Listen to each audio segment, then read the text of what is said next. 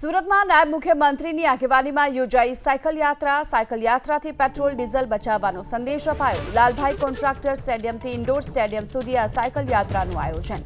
આ સાયકલ યાત્રામાં ડાયમંડ ઉદ્યોગકારો પણ જોડાયા। 2000થી વધુ લોકો સાયકલ યાત્રા વડે સભા સ્થળે પહોંચશે। પ્રધાનમંત્રી નરેન્દ્ર મોદી આજે સુરત આવી રહ્યા છે ત્યારે સાયકલ યાત્રા કાઢવામાં આવી છે।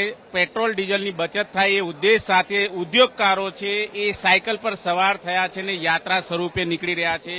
મુકેશભાઈ, શું કહેશો, કયા ઉદ્દેશથી નીકળી રહ્યા છે આ સાયકલ યાત્રા?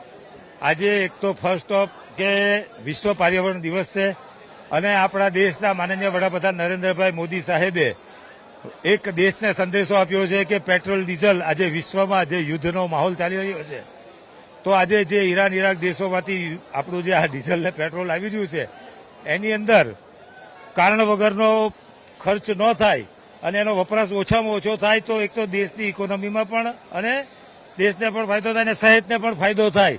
તો એ હેતુસર એમણે જે એક મેસેજ આપ્યો છે એ મેસેજને લેબગ્રોન ડાયમંડ ઇન્ડસ્ટ્રીઝ અને આશાદીપ સ્કૂલ અને અમારા બીજા મિત્રો બધા સાથે મળીને એક જે મોદી સાહેબ જે કાર્યક્રમમાં આવી રહ્યા છે ઇન્ડોર સ્ટેડિયમમાં, ત્યાં અમે મોટી સંખ્યામાં બધા જઈ રહ્યા છીએ।